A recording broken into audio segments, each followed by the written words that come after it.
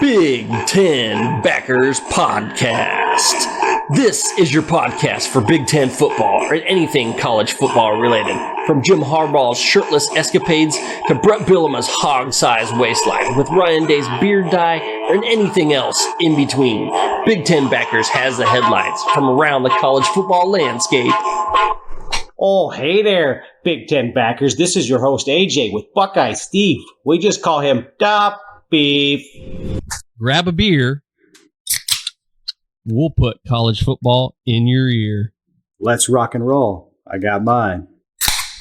Big Ten Roundup. This is our Midwest Cornfest Game of the Week. Number 6, Ohio State at number 9, Notre Dame. 7:30 p.m. on NBC. Beef. This one is a monster of a game. You got two giants of the Midwest fight for this playoff run. Let's fucking get on it. Notre Dame, man. They need to prove that they can win a big game against a big-time program. Ohio State needs to prove it's not a busted nut. And you know they can't afford to give any more room to the castle that they once owned to Michigan. Heavy, boy. This game is heavy. Day is feeling like a queen. Under pressure. With his performances lately in big games, he is under pressure. Let's look at the history before we get into this specific game. The history here is intense. You have the first and fourth winningest programs in college football. They are tied first for the most Heisman winners. They are second and first in All-Americans. Third and first in draft picks. First and fourth in first-round draft picks. They are sixth and second championships in college football. Ohio State and Notre Dame have played 7 times. Ohio State winning the last 5. There was 81,000 people in attendance in the first meeting in 1935. In 1950, they said this was the game of the century. But Beef, now that we talked about our grandmother's era of Ohio State and Notre Dame, what you got for me? I just want to fill you in on a trip I had back in 2006 to the Fiesta Bowl in Tempe, Arizona. Man, AJ Hawk was dating Brady Quinn's sister. She wore that split jersey. I think what I remember the most about that game was Notre Dame traveled well, man. I was used to being in a stadium that was 80% Ohio State fans when I went to games like that. Man, it was split right down the middle. We didn't outnumber them one bit, but they didn't outnumber us one bit. And the place was just electric the whole game. I mean, finally Smith and Ginn took over, but it was an awesome game. These games just don't happen that often. I mean, they're played like once every 17, 20 years. The last time we played a regular season game at Notre Dame was 1996, I believe, 1995, 96, somewhere in there. We don't get this opportunity. We had to go. We had to pay the big money for a ticket and head out there. Yes, sir. And prior to that was like 50 years before they played. But let's get into this game, the specific game in this season. Notre Dame is scoring 50 points per game, near 55% third down completion. That's 11.4 yards per pass at 304 per game. On the ground, 5.9 yards per carry, 204 yards per game on the ground. Quick math, Beef. That's 508 total in average. This offense is humming. Yeah, but circling it back to that running game, man, Audric Estime, he's really coming to his own, man. First in the nation in running. First in the nation in rushing yards. 63 carries for 521 yards and 5 touchdowns. This is just a completely different team than it was last year. What do you think? I mean, Notre Dame was tied for the number 14 team in the nation, giving up only 14.7 points per game. I mean, they're only giving up 4.1 yards per play. 33% third down completion rate. The defense is good. The offense is good. Marcus Freeman has found offense in this 2023. I mean, there's no more Goodwill QBs back there. They have themselves a man. They have a stud at quarterback. This is a dangerous team for these Buckeye Nuts. Now, Ohio State, not the offense that they're used to running. They're at 40.3 points per game, 318 passing yards per game, at 9.9 yards per attempt, but only 156 rushing yards at 5.2 per attempt. What's scary for Buckeye fans is Ohio State's abysmal third down completion at only 35%. Yeah, man, you match that with their third down completion rate. It's going to be tough. I mean, it's tough. I mean, Ohio State's defense is only giving up 3.4 per play. They're the number 2 scoring defense thus far this season at a stone cold stunning 26% third down completion rate. So the offense isn't where it used to be, but this defense is a lot better. And boy, does Knowles need to earn his paycheck this year. Buckeye Nation is counting on Knowles. What you got, Beef? Damn, Sam Hartman is changing the dynamic of this Notre Dame offense. It's completely different than it was last year. Just like I talked about with rushing, they're doing awesome in passing too. 5th in the nation for passing yards. He is 64 of 90 for 71.1 completion percentage, 1,061 yards, 13 touchdowns. Versus Ohio State's guy, the man, the myth, the legend, Marvin Harrison Jr., 14 receptions for 304 yards, 21.7 yard average, and 3 touchdowns. Not quite the year Marvin Harrison wanted to have, but they're going to start getting that ball to him a little more. Just think about this. Picture what we have here. Touchdown Jesus versus Script, Ohio. Gold helmets versus the Buckeye Leaves. All greens and all grays, and an Ohio boy leading the Domers versus his alma mater. It's going to be a hell of a matchup, man. The finest football has to offer. Just let this sink in. Nothing screams Catholic hypocrisy like paying for real gold on your helmets when charities are in need. But hey, I bought a ticket to watch too, so I can't talk shit. Yeah, let's get into predictions, man. You got the Silver Bullets against the Golden Domes. When that whistle blows, you're going to see sparks of flying of silver and gold, baby. I cannot wait. I cannot wait to get to this game. I'm picking the Buckeyes. 36-31. That's my score, Beef. What you got? I mean, this game boils down to a few matchups. Does Notre Dame stop Marvin Harrison Jr.? I think with Freeman's defensive background, they find a way to buckle him up, get 2 guys on him at all times, make sure he doesn't get the ball. No defender, no defensive coordinator wants to get beat by the best man on the team. So with that, what do? Does Emeka Egbuka take over? Does Henderson step it up and have a big-time game? I mean, anytime he touches the ball, it could be a touchdown. Then the defense, they both have been stout all year so far, but Notre Dame showed it against a far better team in NC State.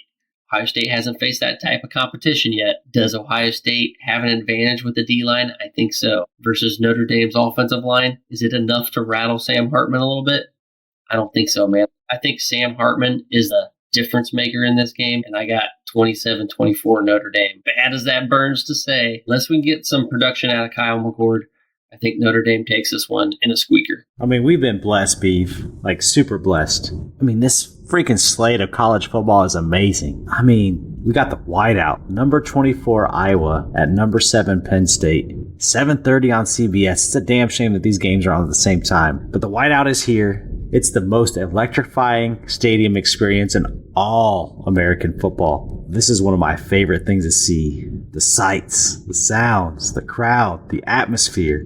106,000 dressed in white. This ain't no wedding, folks. These fans came to fight, and they will, just because you're the opposing team and there. Yeah, man, I've been there for it. I've talked about it before, even on here on the podcast. You have fans throwing a full beer at you when you have to duck, hit their own cars with it. But I've had a piece of barbecue chicken thrown at me, which I seriously contemplated picking up and eating, but of course I didn't. And they even threw bags of piss on the Ohio State band. I mean, that was like obviously the 10% of population there that's doing stupid stuff. But the entire stadium is crazy. I mean, standing, cheering the whole game. You don't hear people saying, you need to sit down. I paid for these seats. Shit like that. You don't hear that at Penn State. Not on a Whiteout. It's just electric. And man, we talked to a guy that on our Facebook that's going to go for the first time, longtime Penn State fan, Matt Hagg. Man, I hope you enjoy yourself. Have a good time. Soak in that environment. Yeah, speaking of that environment, Hawkeye fans, good luck, man. Please call Big Ten backers and let us know you made it home safe. That's a tough environment. We talked about this last week, Beef. Manny Diaz has been a dream come true for Franklin. I mean, this Franklin has to be hard pressed about this hire. This defense has grabbed many turnovers. Another shout out to Diaz with that Manny there. The O has looked good as well. 467 yards per game, 208 rushing, 259 passing. This is a well-balanced offense. The Hawkeye defense, I mean, everybody knows this defense. They have been the heart and soul and the only functioning part of this team, to be blunt. Brian did do his part last week. He got his points. But I'm sorry, Brian. Back to the basement against this Penn State team. Not even going to look at offensive stats here. The defense is good. The O is bad. Enough said. Beef, go on ahead. Oh, you may not look at it, but I'm looking at it. Yeah, we're not going to get a round of applause for Brian this week. If they score 14, I'd be surprised. And this ain't Western Michigan. So let's take a look at Cade McNamara's offensive stats. 53.5% completion percentage for 417 yards. But what really sticks out is 4 touchdowns, 3 interceptions. I mean, that is awful. This is against stiff competition of Western Michigan, Iowa State, and Utah State. Now, if he turns it over this much, which I think he will, he's going to have to move to Kirk Ferentz's basement and join the offensive coordinator, Brian, to escape all the ridicule they're going to get in their life. Take a look at the opposite side. Drew Aller, in his first year starting, 59 of 88 for 67% completion percentage, 737 yards and 4 touchdowns, no picks, man. I hate to say it, but it's going to be a blowout. Maybe that Iowa defense can keep it close. I mean, I'm going blowout too. Give me Penn State 30-17. What's your score? I concur, but after thinking about it a little more, I'm going to take it down a notch. 27-10. That's fair. Still pretty much a blowout in my books. But Beef, we're going to be at another game on Friday night. We're going to be traveling on down the West Lafayette for Wisconsin at Purdue in this Friday night 7 p.m. game on Fox Sports 1. Can the Badgers bounce back after their disappointing road trip to Pullman? Much like your overweight cousin snacking on cheese curds? Boy, that didn't work out too well going out to Pullman. They do have the running game going at 5.7 per pop, but this passing TD to interception ratio is the same, so it's not well done. Terrible passing game so far for Wisconsin. Purdue has lost 2 of its first 3, including a stunning loss to San Diego State and an ass-kicking from the Orange and Qs. Another Big Ten team that doesn't like drives. They spend all the time in the world just hand the ball over to the other team so they can practice defense, I guess. How many turnovers do they have? I mean, apparently all of them. Dude does not like the ball. Walters needs to get this shit figured out fast, or they'll go from the Big Ten West champs to irrelevant quickly. They definitely handed them over just like them. I mean, turnovers and third down conversion rate at 39%. Like, if they're not handing the ball over, they're just going 3 and out. I mean, overconsumption of going for it on 4th down, too. I mean, they're only at 33% on 4th down. This is a shit performance by Purdue. You got anything to add? Paging Dylan Mulvaney and Caitlyn Jenner. Man, they're turning balls away more than a transgender. Man, they're giving balls away more than a transgender. Despite the doom and gloom, these are both teams that could even end up winning the West, which is completely horseshit. Oh, wait, no, it's like that creamy dog shit you step on and can't get it off of your shoes. It's fucking disgusting, man. You keep smelling that. We need to get rid of divisions 3 years ago. It's been awful. Other conferences were doing it. Of course, the Big Ten's always last to do it. So they're going to start doing it next year, but it's a year too late. Man, the West has never won, and they're never going to win. It's just like, man, I don't know. It's just boring. I mean, the West is bad. The West is real bad. It's neither here nor there. It's here. Let's talk about these predictions, man. I'm taking Wisconsin in a close one just because they're on the road on a Friday. 24-21 Badges. Yeah, I'll take Ches Malusi here. Purdue will lose this one. Maybe in like an overtime, but same score. Right on. Well, man, Rutgers, man. Ruckus. Fucking Ruckus. Undefeated, 3-0, taking their team out to play number 2 Michigan at noon on the Big Ten Network. Rutgers, man, they have the best running team in the Big Ten, and it's coming to the Big House. These Knights are averaging 211 per game on the ground, just under 50% on third down conversion. Wait a second, you're talking Rutgers? I'm talking Rutgers. This same Rutgers team that is at almost 50% third down conversion rate. Little Shiano got a surprise team in these Rutgers. Michigan didn't look the best last week. They get a chance to bounce back in this nooner. The turnover bug hit Michigan, luckily against Bowling Green. If that happens again, these Knights just might hang around, but they're still not going to win. But Jim Harbaugh returns to the sidelines. The cameras sure haven't missed his ugly mug and his ugly ass embarrassing press conferences. So I guess we can look forward to at least having his awkwardness back. Michigan has the highest ranked scoring defense in college football. Yes, the teams have been bad. We know, but they're doing what they should. 402 yards per game on offense, rushing at 4.9 per attempt, 10.2 per attempt on passing, over 52% third down completion. They are negative in the turnover department. Beef, go ahead and talk to me about your favorite person, Jim Harbaugh. Hey, man, awkwardness aside, he's won the Big Ten 2 years in a row. He deserves all the credit. He's got J.J. McCarthy. I think he has the best completion percentage in the nation right now. They got a great team. Rutgers is tricky. Schiano will throw out all the stops. I talked about this before.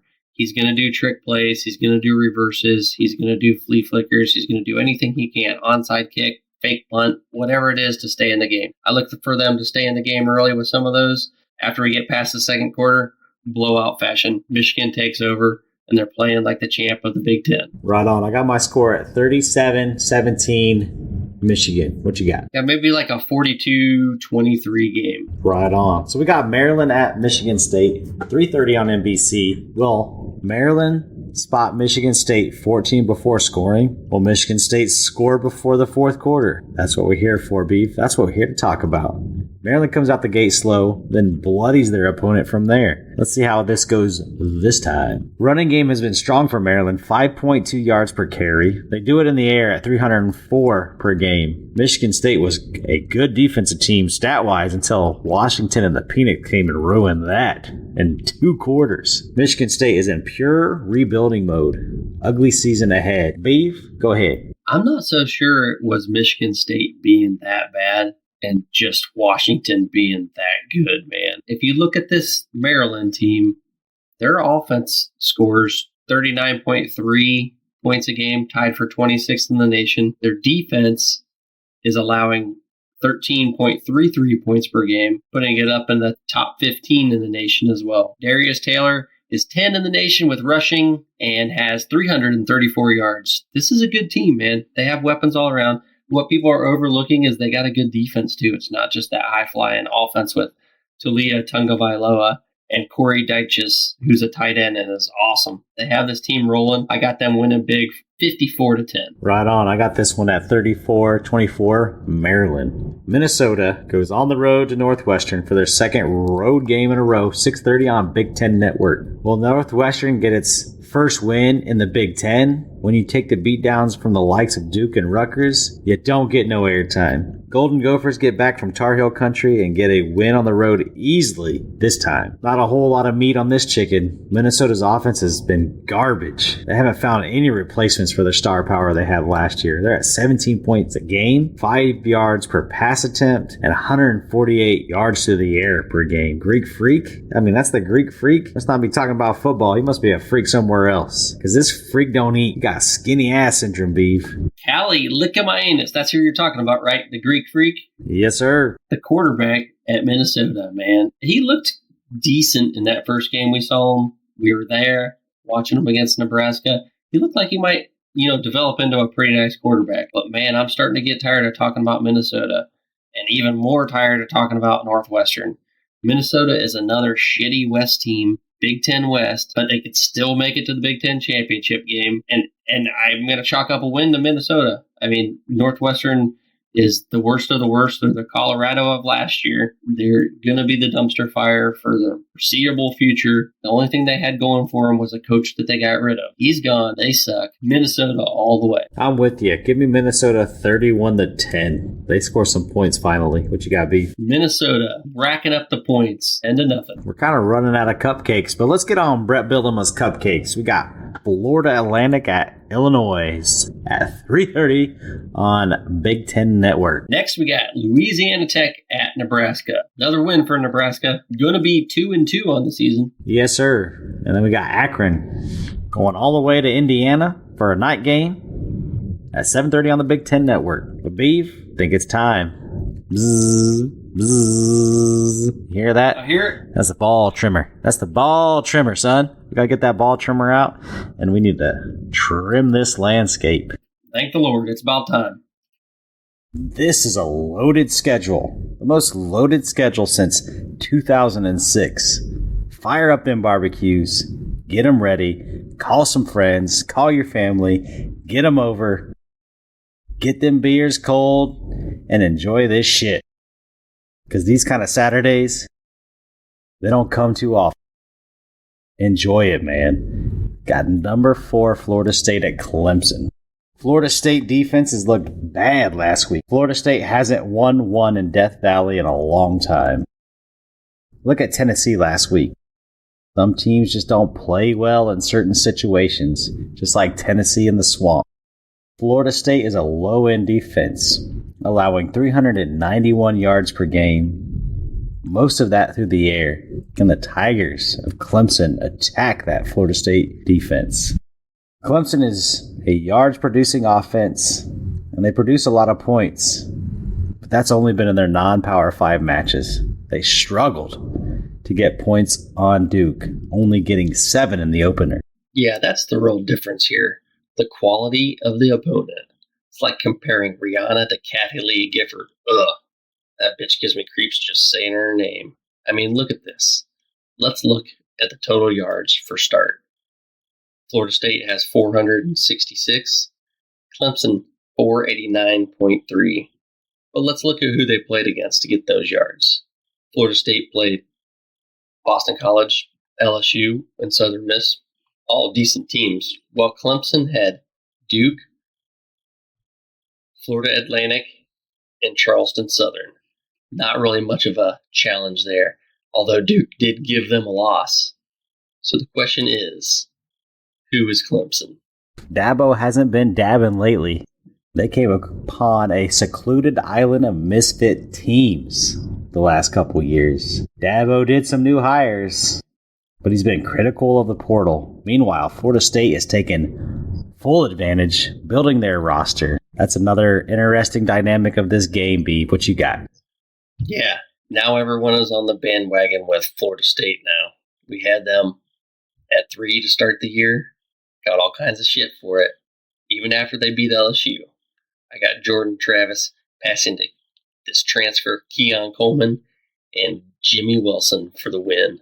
Keon Coleman out of Michigan State last year. What you got? What's your prediction? Just because Florida State's on the road and they don't do a good job in Death Valley, 34-31, Florida State wins it. Another huge game. Number 15, Ole Miss at number 13, Alabama. Saban is against the wall. He's never been in this henpecked V position before. Will he and Bama get owned? Saban hasn't lost 2 at home in September since he started there in Roll Tide Nation. Man, Bama fans don't know what to do here. They haven't seen a Bama team like this in close to 16 years. Do they cuckold on Saban? Questionable teams, not named Texas, they have only averaged 367 yards per game, only 197 through the air, and even the ground game is only getting 171. Is this the beginning of the end of Saban's run?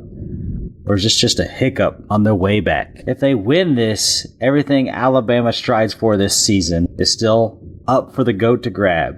Lose this, and who knows what this team does for the rest of the season. Lane Kiffin finally has a shot at his old man. If he doesn't get the W here, he will always be the lame kitten he's always been. He's been all mouth and no balls.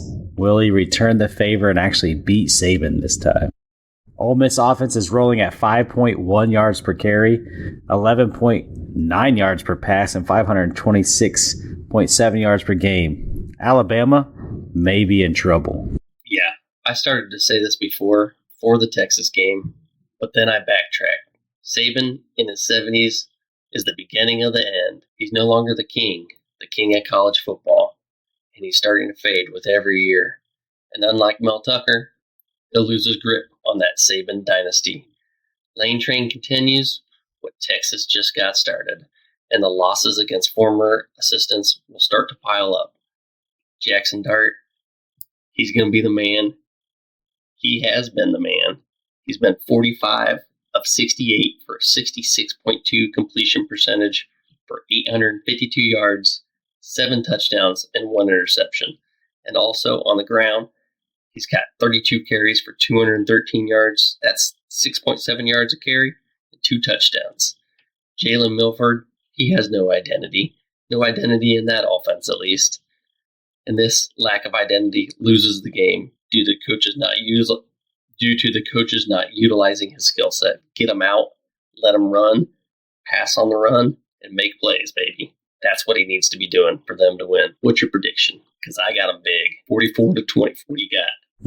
That'd be a devastating loss for Bama and Saban. I'm picking Bama 28-24. They hold on for another fight in the SEC.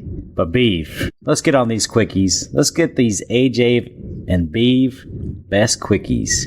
We got BYU at Kansas, 3:30 on ESPN. BYU on the road again against another talented foe. Jalon Daniels for Kansas looks spectacular. Kansas for the dub. Right on. We got some huge games out in the Pac-12, so you know what that means. Bringing in the dub. Let's get Quackman himself, Jamie the Duck, on the line. His Ducks have a massive game on their hand, along with some other great games going on in the Pac. Jamie, you there? Oh, I'm here. I'm not sure if it's massive, but it's definitely massive in the eyes of the media. So let's get it going. That's what matters. So, man, me and you, we were talking offline about these Pac-done quarterbacks. You brought up some interesting facts and stats, man. Get at it. Share it to the world. Man, I was going over these QB stats and what they've done in the Pac-12, and we already know they've been the talk of the town. They've been putting on a show. But I'm looking at the top 5 QBs in the Pac-12 right now. An interesting name that's been added to the mix is Cam Ward out of Washington State. He's the 5 guy back there, but you add up their numbers. So you look at Penix Jr., Shedeur Sanders, Bo Nix, Caleb Williams, and Cam Ward. You put all 5 of those QBs together, they're adding up right now for 5,344 yards, a completion percentage of 76.1, which is phenomenal, but that's not what I'm here to talk about. You combine those 51 touchdowns, 2 interceptions. That's the stat that stood out to me. That was the one that I was like, are you serious? 51 touchdowns, 2 interceptions? That blew my mind. Damn, is that a product of the defense? No one's picking anything off? Or are they just studs all over? That's Big Ten defenses too, Beef. You know, they've been playing different teams across the board. You know, some of these are preseason games, and those are some of the numbers. But even in preseason games, you're working out the kinks, man. And to have only 2 interceptions for 5 quarterbacks through, 15 games total out of that? That's pretty damn good. So what does the Pac-done Heisman race stack up? Where are they at? Okay, so last week, you know, I had my top 5, everything, but I'm going to put it out there that this is a roll, like this is a list that is today, like this is where they sit right now. This isn't a projection of where they will be. This is what they've shown me so far. So that being said, I got some changes. Number 1, specifically, Michael Penix Jr. What he did to Michigan State, you two bared witness. 35-0 at half, 275 yards and 4 touchdowns before halftime. The display he put on had to vault him to the top of the list. He's leading the Pac-12's leading offense. You know, he's got 1,332 yards, 74.3% completion percentage, 12 touchdowns, 1 interception, only having 1 sack. That's why he's the top of my list. Next up, Caleb Williams. You knew he wasn't going to be too far down. He is an exceptional player. The thing is, he really hasn't been tested. He's been out by halftime of most games. You know, I think at the end of the year, after all these tests have been done, he probably will be the guy that wins the Heisman again. The stuff there is you got no interceptions and only 3 sacks, and the big games are coming up, and that's where I think he rises back up to the top of that list. You can call me a chicken on this one, AJ, but I got a 3A and a 3B. Bo Nix, Shedeur Sanders. I'm not sure where to put them amongst each other, but guess what? I can wait till next week and it's going to tell me that result. So I got Bo Nix. You know, he's been playing lights out. He's been a very efficient quarterback. He had a good comeback win against Texas Tech. 0 interceptions while only giving up 1 sack. Shedeur Sanders, he's got even more yards, more touchdowns. He's played against arguably harder opponents on bigger stages, but this last week couldn't be ignored. Did he put up good stats? Yeah, but should he have been losing to a Colorado State team in that moment? Probably not, but he showed that he's got the dog in him, and he made me excited to watch him. But his glaring statistic is 15 sacks he's given up. I mean, that's not going to pass when you go up against some of these tougher defenses that are coming. Oregon Ducks are coming, Utah is coming, Oregon State's coming. A lot of people are coming. I know you'd like that one. So last but not least, I talked about him before, number 5, Cam Ward. He's the new addition. He's had an interesting 3 weeks. We talked about Colorado State earlier. He beat them 50-24 on the road in week 1. He beat Wisconsin at home. And then in week 3, he only played a half of football, and he still put up 327 yards, 4 touchdowns, 0 interceptions. That was against Northern Colorado. Very much a preseason style game, but still to put up those numbers was impressive. And the teams that he's played before that have been no joke. It's hard to argue with his stats, and he's up there for a reason. Sad to see Travis Hunter. I was all in on Travis Hunter be removed from the list, but with him not playing, it's hard to put him up there. So that's what I got. That's my 1 through 5. Hey, can I just I like it, man. dive into these stats a little bit? Absolutely. So Michael Penix Jr. has the most yards in the NCAA, 1,332 yards. Sador Sanders second with 1,251. Your boy Cameron Ward is down there at number 6. Bo Nix is down there too at number 16, 893. But man, the touchdowns. Michael Penix is again number 1 at 12, and Sador Sanders got 10 touchdowns. Cameron Ward has 9, and Bo Nix down here has 8. So, they're all up there in like the top 15 range too. It's impressive what they're doing.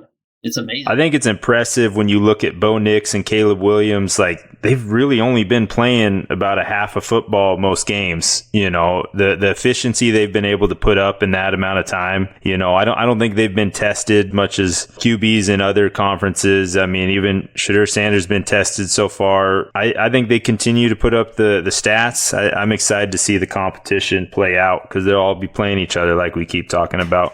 I agree. And then you get into week 4, you start getting into those. These are who these players are. It's not weird stats. It's not bad competition. It's who they are. So after this week, we'll know who we got and what they are. If you go even further with the completion percentage, then you got a few of them in the top 10, which is impressive. Bo Nix at number 6, Caleb Williams at number 5, Sador Sanders at 4, Michael Penix is 10. Yeah, he's sitting pretty good. 74.3 is nothing to scoff about.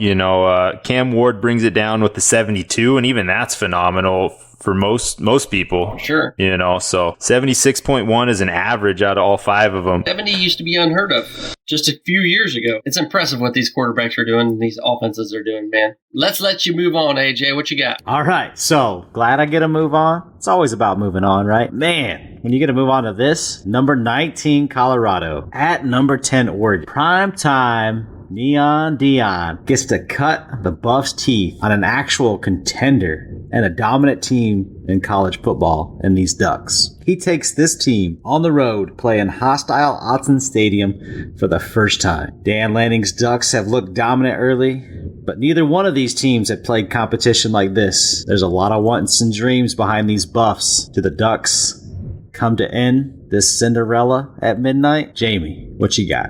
Me being an Oregon fan, some of this might come across as bias, but I absolutely do believe that they are here to end that Cinderella story. I have enjoyed watching what Coach Prime has brought, what his players have brought. They've brought heart. They've brought a different aspect to the game, using the transfer portal, building things on hard work. I'm excited what they brought, but unfortunately, Oregon, USC next. This Cinderella story's over for now. They don't get either of those games. You look at just statistics here. You got the number 12 defense in the whole Pac-12, and they're versing against the number 2 offense in the Pac-12. We'll see how that works out. The one thing Colorado's got going for them, they're the number 2 passing offense, but you look on the other side of the field, Oregon's the number 1 passing defense in the Pac-12. So some of these stuff is going to get balanced out. Oregon's the number 2 scoring team in the nation. They're going up against the number 11 points allowed defense in the Pac-12. All these things, they're going to get shaken out. They're missing their star in Travis Hunter. They can't stop the run that Oregon's going to bring. This is going to be their biggest test as of yet. Both of them, I'd say it's their biggest test as of yet. But I think Oregon's primed to run away with this. I'm looking forward to the game. I'm looking forward to the hype train to be over. But it's been fun while it lasted. I'm with you, man.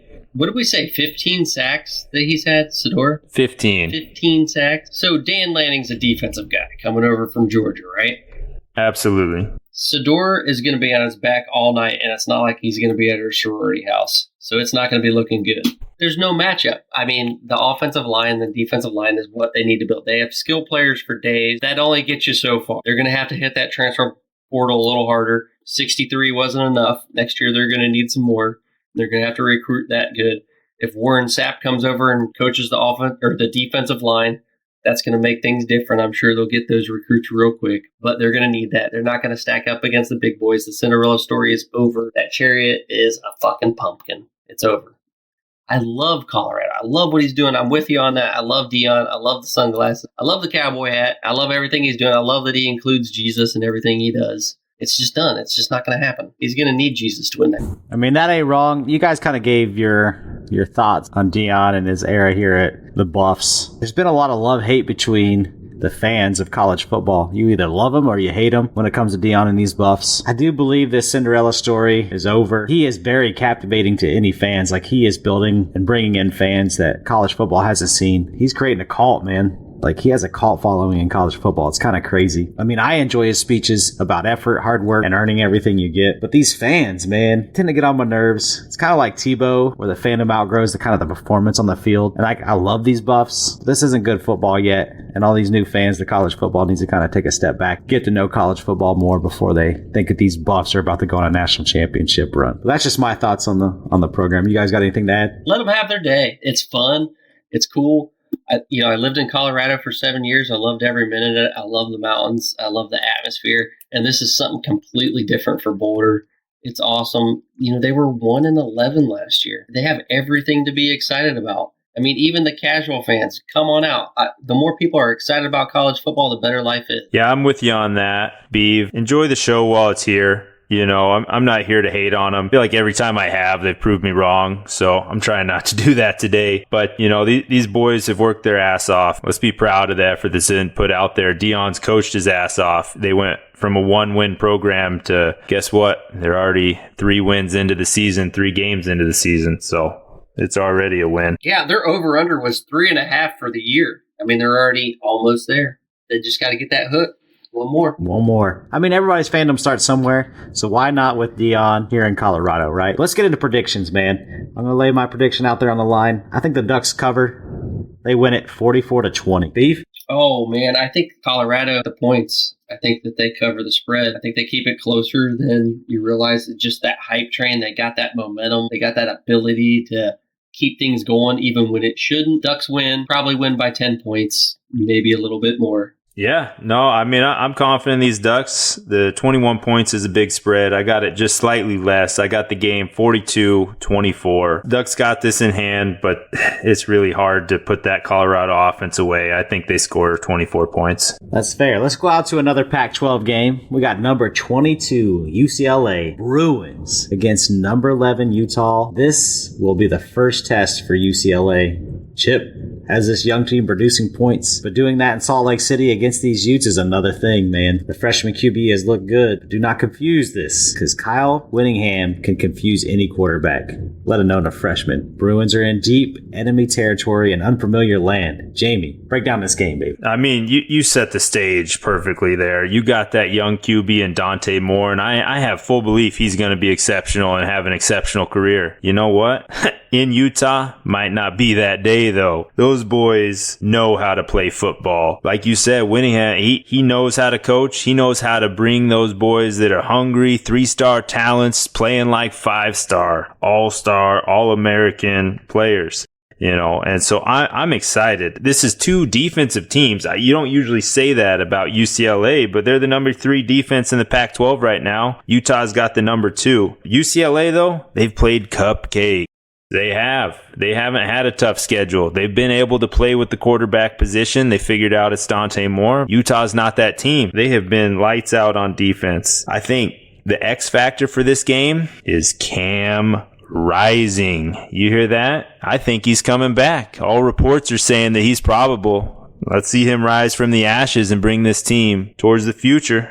All right. I'm looking for Cam Rising to have a big game back. Let's see the welcome back tour and lead these Utah Utes to a win. That's what I'm counting on. A Chip Kelly coach team is kind of like a pussy fart. It's intriguing, but you don't really want to see it. I don't have any faith in what he brings to the table, especially in an away game in Utah. That stadium's electric. They're going to win. If Cam Rising's back, there's absolutely no chance that UCLA wins. They are playing good. And those small teams that you mentioned, they were actually quality small teams that they played. They haven't played any big boys, but it was San Diego State that they played and Coastal Carolina, right? Yeah. Some other cream puff that they won big against. But NC Central. Those are bad teams. Coastal Carolina had a couple good years, and they still have Grayson McCall. So I think they'll give Utah a game, but no one goes into Utah and wins easily, especially not a Chip Kelly coach team. Well, let's get into predictions. And before we do, though, what's Chip Kelly got against the North Carolinas, man? He's kind of beating up on the Carolinas. It's kind of rude. But anyways, my prediction for this game is Utah 31, UCLA 20. Beef? Utah 28, UCLA maybe like 17. Jamie, what you got? I got this one being the close one. I got Utah 24-21. Well, let's get out to some Cougars. Let's take a look at some Beavers. Number 14, Oregon State at number 21, Washington State. These Beavers are coming for these Cougars. We talked about this being the sleeper bowl, Jamie, even though we both agreed at number 14, you're not really sleeping at all. I mean, you're number 14 team. You're competing. But this is a nice hidden gem. Most people won't think about this game, but they should, because this is college football. Get your asses in a seat, get you some popcorn, and enjoy this kind of game, man. The Beavers and Cougars is a great combination, if I say so myself. Jamie, what do you have on these Cougs and Beavs? Hey, man, I don't know what we should call this game. The battle of the Pac-2. I don't know, but these are the two remaining teams here. I think this should be the primetime talent here. These are two good teams. They both have intrigue. You got DJ throwing the rock for Oregon State. You got Cam Ward slinging it for Washington State. These are good teams, and we have to beat a drum to a game like this, and that's the sad part. Oregon, Colorado gets the limelight. Oregon is a 21-point favorite in that game. Oregon State is a 3-point favorite against Washington State. These are two top 25 teams who have proven why they deserve to be top 25. And so I'm a little disappointed that we have to beat the drum to tell people to watch this game, but you absolutely should. We talk about cupcakes. Oregon State's played some cupcakes. Washington State went out and proved it like we talked about with Cam Ward. They beat Wisconsin. They beat Colorado State, handed them an ass whooping in Colorado. They've proven it. Oregon State, this is their turn to prove it. I think their defense shows up. I think it's the big boys up front who are going to be the difference here. I think that they know how to run the ball in Oregon State, which, oh my gosh, Washington State, they need to figure some stuff out there. I think the big boys are the difference here. Oregon State is the one I'm going for in this one. Yeah, DJ Uiagalelei is a better quarterback than he gets credit for. Clemson never had an offensive line to protect him. Oregon State does. They roll into the Palouse and get this win. I think it's an easy win for Oregon State, honestly. What was the spread, 2.5 points? Is 3 what I saw. It might be 2.5 now. Yeah, they easily cover the spread and they win big. I'm with you. I'm taking the Cougs. I don't think they win as big. I think defense on both sides of the ball plays well, but give me the Beavers over the Cougs, 28-3. What's y'all's predictions? I'll go with 35-20. Yeah, I got Oregon State winning 28-21, and mainly that's just because they're traveling for this game. So that's who I'm going with. I'd like to talk about a little story, with DJ. I saw, tweeted out about him finishing up his game, traveling south, and going and watching his brother play for the University of Oregon down the street against Hawaii. I thought that was a pretty neat little story, and that's probably a big reason why he transferred to Oregon State, so he could be closer to his brother. I thought that was kind of cool.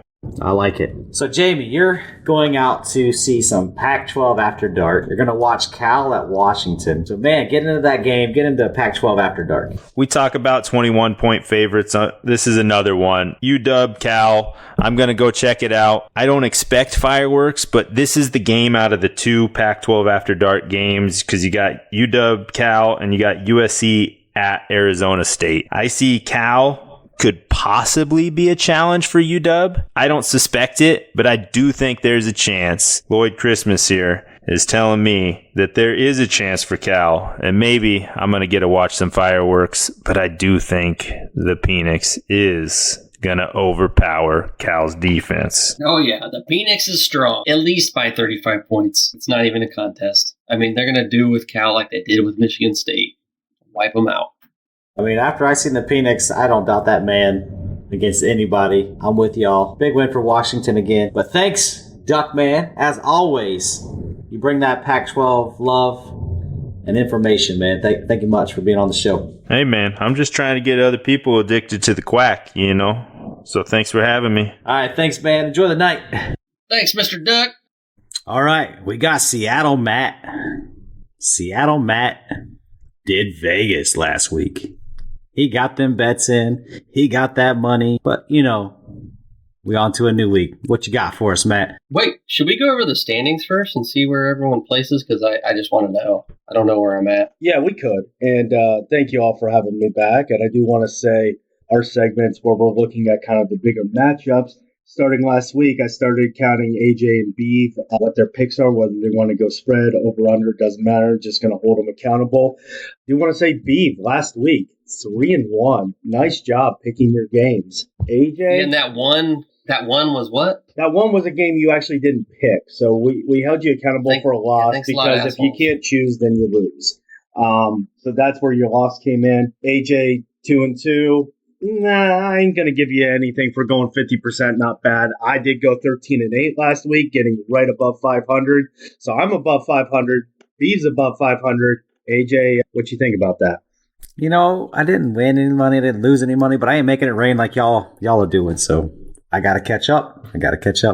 You're still getting fucked by Vegas. And we got the cameras. We got them rolling. I mean, you guys are missing out on the show. It's about being the man in the arena. You guys want to film? You could be in the show, but do your thing. Man, I'm just sitting back at that Spearmint Rhino, sipping my drinks and watching you with that dildo in your ass. Show's a show. Let's Gotta go. holster it somewhere. Yeah. Well, we got Let's 7 games this week for you two to pick on. We're going to talk about them as well, too. So why don't we dive right in and see which one you want to hit on first? Let's go Ohio State, Notre Dame. Let's do the big one. Let's start big. Which one? Ohio State, Notre Dame. Let's start big, man. Absolutely. Well, this is one. You got 2 top 10 matchups here. You got a spread that is currently sitting at 3.5. It started at 3. So what we're seeing from everybody is a pretty tight one-score affair. Over/under started at 54. It is now up to 55.5. I think you can credit quite a bit of this of what you saw last week. Kyle McCord named the starter, putting up 62 against Western Kentucky. Looking at all of this, this is a game typically top 10 matchups. Vegas usually has a pretty good feel on. I stay away. However, looking at something like this, you look at last year's game, 21-10. I know it was a week 1 game. I don't think Ohio State has really found their stride. I think their defense is playing at a level we haven't seen in a decade at Ohio State. Notre Dame, still not sure what to make of them. That non-conference or that schedule so far has not been really appealing. I really like the under in a game like this. What do you two think? Go ahead, Beve. Break it down. The under is a good pick, but I got Notre Dame. They're going to go against the point spread. They'll keep it under 3. All right. I will also take the under, but I think Ohio State wins by more than 3.5. But definitely under. Ohio State wins by 4 or more. Give me that one. You want 4 or more? Or you want the And under? just for the record, I want 4 for the win, and then I'll take under on points. Fair enough. so you're doing a double bet here? Double bet. I mean, just for the record, we're not going to count this. But I'm going to pick Notre Dame to win, I think. Really? Yeah, unfortunately. I don't feel good about it, but yeah. I mean, they have the quarterback to do it. It's a quarterback's game. They do. And I think you're seeing that with that over-under going up 1.5 points. I think they're betting on quarterback play being a factor here. So you might be on to something. What's up next? We going down to the ACC? Yes, sir, we are. And it looks like we have number 4 Florida State traveling to the South Carolina Death Valley in Clemson. Now, this line started at 1.5. When you're looking at a number 4 ranked team going on the road versus an unranked team, a 1.5 spread kind of makes you scratch your head. The spread's now up to 2.5. Over-under has stayed flat through the entire process at 55. So I'm sure you two have talked about this quite a bit. You're seeing basically a field goal spread and under on this. Let's start with you, Beve. Where are you leaning? Florida State at Clemson. It's easy. Florida State by 14 or more. Not even close. And what about you, AJ? I'm going to take over on the points. I think Clemson is going to play a tight game. Florida State is like Tennessee. They have a hard time traveling to Death Valley, much like Tennessee does in the swamp. So close game. Florida State wins. I think it's going to be a 4-point game, but it's definitely going to be closer than Beef's 14. I don't know. Maybe Florida State got that scare last week. Lackadaisical up at Boston College. Clemson doesn't just seem to be getting their offense right. There's just a lot of unknown variables here. Wish this game was a little bit later in the season. I think you'd have a better feel of the two teams, but got you all marked down for those. All right, man. The big one. Yeah. As far as viewers go, prime time, Neon Dion taking on Dan Lanning's Ducks in Oregon. What you got for us, Matt? Yeah, I mean, this is one every week with Colorado. You are seeing these crazy spreads going on. Whether it's week 1 against TCU, they were 21-point underdogs, won outright. Last week, they were 23.5-point favorites against Colorado State, needed double overtime against a terrible Rams team to survive. So they are just all over the spectrum. I think Vegas has no idea where to peg this team. This spread started at -20 Oregon. Now it is at Autzen Stadium. They're now at -21. So what it's really looking like is the betting public is not buying Colorado. Now, you do really need to factor in Travis Hunter being down. That kid is incredible. People forget he was the number 1 overall recruit in college football, went to Jackson State. The guy's a two-way player, absolute stud. He's out for a few weeks. That is going to really hurt the Buffaloes. Let's start with you, Beeve. Where are you thinking here? Oh, I wanted to take Colorado to cover the spread, but man, that Travis Hunter thing got me thinking. He is a stud. I mean, he's all around. He affects their offense. He affects their defense. Everything. I'm going to go ahead and say that I'm going to just go Oregon straight up. Straight up. All right. And you know what, AJ? I'll give you the benefit of the doubt. I didn't give you an over-under here. Started at 72.5. It is now down to 70.5. So a 2-point difference when you're dealing with 72 total points in a game, not a huge factor, but it definitely tells you money is leaning towards the under here. With that being said, what are your thoughts? I'm taking the under. I think Oregon scores a lot of points. I think Colorado gets a little shocked at some real competition and they kind of fall asleep or get knocked out and don't put up a lot of points. So under for me. I like that, man. You got a nice under trend going. And I'll tell you what, that is a very good way to win. Betting public predominantly goes over on games. Everyone likes points. They like excitement. Under is where it's at. So far, you've got a nice trend going. You better get a good trend going. Who needs trends? Got to catch up, brother. Well, I'm trending like Dion. What you talking about? I'm trending. Uh-huh. Yeah. Dion's winning. Yes, he is. I don't see no ties coming out of Dion. All right, let's go. Beats just going to keep this going all damn day. He's got to be over there spitting out words. But let's get with UCLA and Utah. What you got for me, Matt? Yeah, honestly, I think this is 2 ranked teams at the moment that, in my opinion, may not be ranked at the end of the season. I mean, Utah still hasn't seen Cam Rising come back, so we don't really know what they're going to be right now. UCLA, number 22, haven't seen a whole lot out of them. That Coastal Carolina win they have, not the same Coastal Carolina we knew and loved from a couple years ago. Utah's playing at home. They started out, though, -6. That has dropped to -4.5. I think that's really odd for a team like UCLA. Doesn't show a lot. That line's dropped 1.5 points. The line has actually gone up from 51.5 to 52.5 on the spread. I'm going to start with you, Beef. Where are you thinking? Where's your head at here? I'm at the under all day. All right, so you're stealing AJ's takes. I got it. All right. How about you? I'm taking the under too. I think UCLA gets a little shocked by a team that can actually play defense. Utah, I mean, they're not ever going to put up a lot of points, especially without Rising. So give me the under. Yeah. And it'll be nice to see when he does come back what this Utah team looks like. But right now they're treading water. And, being number 11 and treading water is not a bad place to be. So, all right. Well, man, you have a huge game out here. Saban's ass is on the line. Ole Miss and Alabama, Matt. Man, break this one down. Hey, there ain't no asses on the line. Let's be honest. Yeah, I think when you've got a statue waiting for you to be built, it may already be built. I don't know. I ain't been to Tuscaloosa. That guy can retire whenever he wants and be happy as a clam.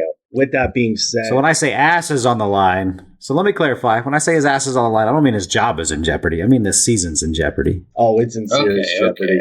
Okay. I think 2 losses... A little bit of walk back. 2 losses after 4 games at Alabama, they're going to get their pitchforks and their torches ready down there.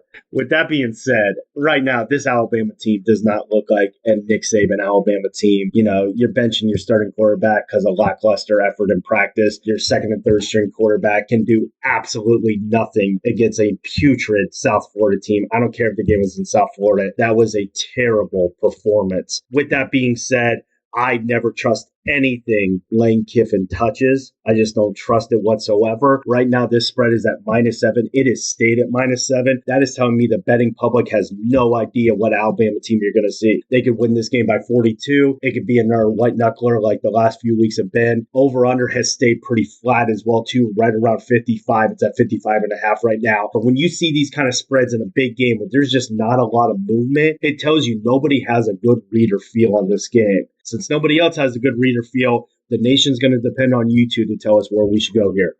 I got a great feel on it. Ole Miss covers the spread easy. They win the game. I think the nation is fucked if they're counting on us. They're fucked. They are. Not with me. I'm really undefeated. Let's be honest. No, when you don't pick, you lose. That ain't true. Well, I abstain. I'm gonna take the under. Give me the under. Because I think Alabama wins it. And if Alabama wins it, they're not scoring a lot of points, so give me the under. I like it. Yeah, I think a lot of these trends too. I think AJ, you're catching on really good. These teams are still finding themselves offensively. Under's been a pretty popular pick early on. I think you're riding something here. Riding that under train, huh? I'm on the Lane train, baby. Let's go ahead. Let's get to the Whiteout, man. One of the best atmospheres in college football. Iowa's coming to town at Penn State. What you got in this one? What's the spread? Yeah. Spread early on, -14. That is risen to 14.5. You saw very similar action last week with Illinois and Penn State staying at that 14.5. Sometimes hooks scare people. Penn State covered that spread easily last week against Illinois. They are at home this week. That over-under, you're seeing a Iowa Penn State over-under. It started at 41.5. We're now at 40.5. Again, these are NFL over-under spreads, not college football. This looks like a hard-nosed, gutted out defensive type struggle. That under looks kind of appealing, but again, when you start doing the math, 41, 42 points aren't hard to get to. With that, let's start with you, AJ. Where are you taking this game? I am taking my first over. I think Penn State puts it on Iowa. Brian Ferentz is once again anemic, but Penn State makes up the points that they don't score. So you thinking Penn State can put up like 35 in this game? Because I think Iowa scoring 7 could be a miracle. Yep, I'm thinking. All right. I'm taking the over. I think Penn State's going to put it on them and put them on it hard. I agree with you. I agree. I think this line is deceptive. I think that number 25 ranking is throwing off the spread a little bit, in my opinion. Beeve, what about you? Going the under. You're going at under at 40.5. These are 2 tough defenses. Just wait, man. There's not going to be much fireworks. Iowa's going to keep them from scoring, but Iowa's not going to score any points. Yeah. You liking what you see from Drew Auer so far? Because I am. I am. Yeah, I am. One more year and he's going to be fucking fire. He's going to be everywhere. But listen, if Iowa at the most scores 14 points, at the very most, and I think they'll stop Penn State from scoring. So it's going to be like a 21-14 type game, 21-10. Oh, I think if Iowa scores 14 points, it'd be a miracle. Oh, yeah. First up, we got the 2 and only 2 Pac-12 teams remaining. I would not sleep on the Beavers or the Cougars. Washington State, tough place to play. Sleep on or sleep with? On, with, the other separate. I don't know if you can differentiate between the two. In or around? I would be looking here. The fact that this game is in Pullman on the Palouse They proved a couple weeks ago with Wisconsin coming in, that is a tough place to play, especially in the afternoon. I think that fan base is really riled up. Where are you leaning, Beef? Before I say that, why don't I get you some spreads and over and unders? Sorry, being out here in the Pacific Northwest, we're passionate about our Beavers. Yeah, spread the Beaver. Yeah, spread the Beaver. Why don't you? Well, this game started -3 with the Beavers. It is now down to 2.5. Over under. We have seen some movement. Started at 56. It is now up to 57.5. These are teams that do have the ability to put points on the board. Now that I've laid it out for you, Beav, where are you leaning? What is this, a Hustler magazine? You're giving me the spread on the Beaver? Yes, I am. You can take the lovely Cougar in the corner. I will take the Beavs. I mean, I am a Beav. I'll take the Beavs. They got this game straight up. AJ, your thoughts on this titillating matchup? I mean, if you're under or over the Beaver, you can't go wrong. If you're over and under on the Cougar, can't go wrong. But I'm taking the under on the point spread. Beavers pull it out just in time. Damn, the Beavers pulling out. That's impressive. That's some old woman shit. That's like a cougar. She knows what she's doing. She does. You know what time it is, Beef? You know what time it is, Beef? Rapid fire. It's rapid fire. Yep. Go ahead, Matt. Give us a rapid fire. All right. First rapid fire. We got a Friday night matchup where I'm pretty sure you're going to see the Beav and AJ in attendance. Wisconsin, Purdue, West Lafayette, Friday night. Wisconsin -6. Over under at 53. I like Wisconsin here, but I want to hear from you all. What are your thoughts? Wisconsin. Nice. Next, we have the Scarlet Knights of Rutgers traveling to Ann Arbor to take on the number 2 Michigan Wolverines. This line started at -26. It is now down to -24. Over 100 stayed pretty flat at 44.5. Pretty low one. I try not to pick with emotion here. I like Scarlet Knights with the points. What do you all think? I'm with you. Rutgers with covers. you. Rutgers covers. Oh, we're all in agreement. I like Cheers to that. Next. That is a beautiful combination. Next, we have Maryland traveling to East Lansing to take on Michigan State Spartans. This line is sneaky weird. You got Maryland -7.5. It stayed pretty consistent throughout the week. That over-under at 52.5. I don't know if a lot of the nation saw last week. Washington went in and just laid the hammer down on Michigan State. That program is reeling. That program doesn't have the talent. They are not focused. Give me Maryland all day here. 54 with you again, 14. Matt. Maryland all day. 54-14. I go the over. You like the over on that. Nice. Could be. Maryland puts up a lot of points. Next, a high candidate for the Burns When You Pee game for the week. Unfortunately, we put it in the rapid fire segment. The Golden Gophers of Maryland, -11. Traveling to Evanston to take on Northwestern. This over-under is an embarrassing 39.5. Forced to pick this one.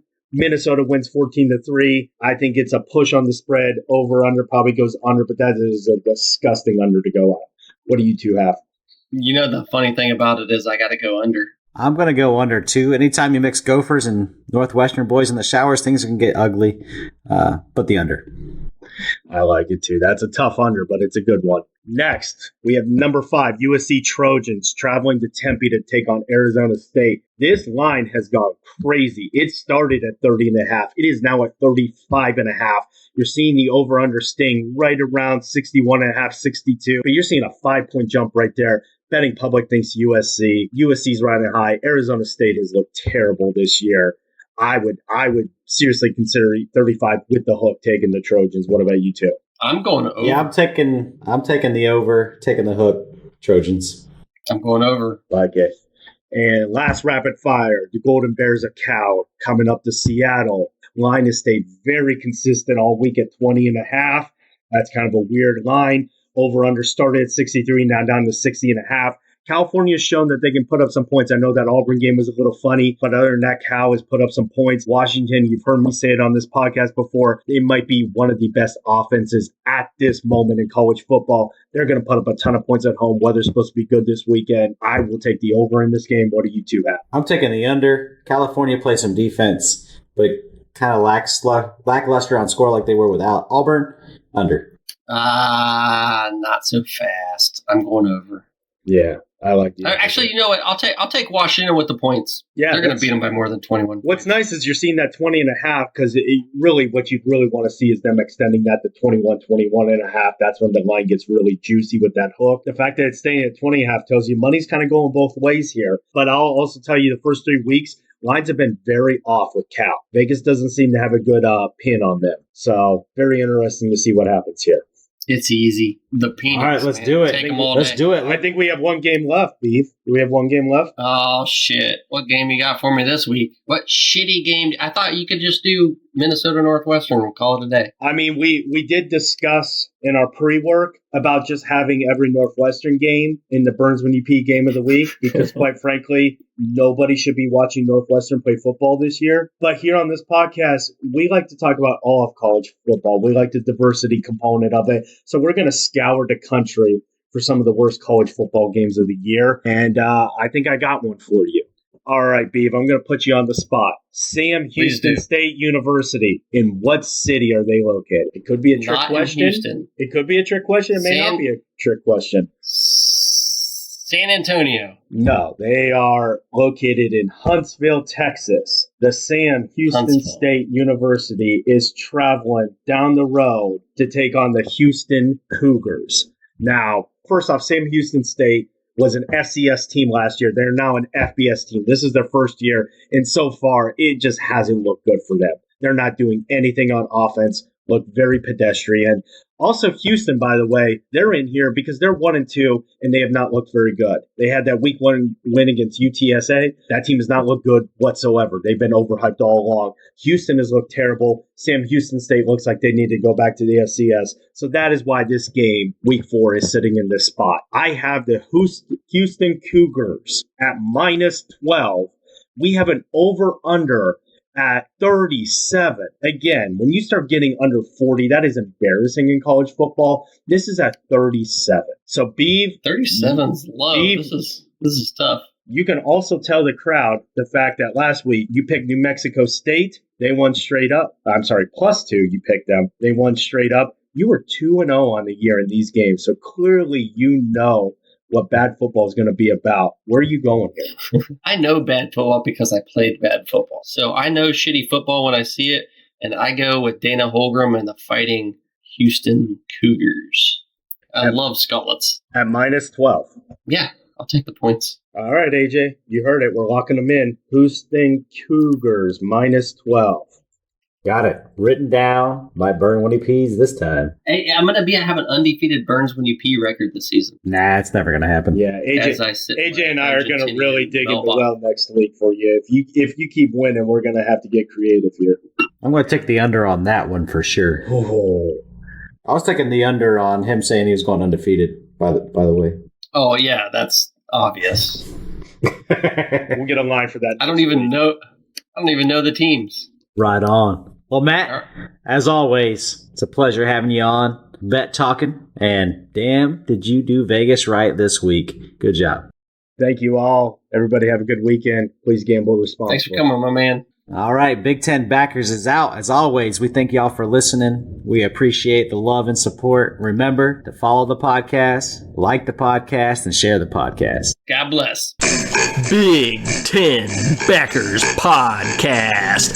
Follow our sponsors at NIL Fanvote on Instagram, Facebook, Twitter, and the Thread. Also visit the website nilfanvote.com. Oh, no Midwest goodbye today.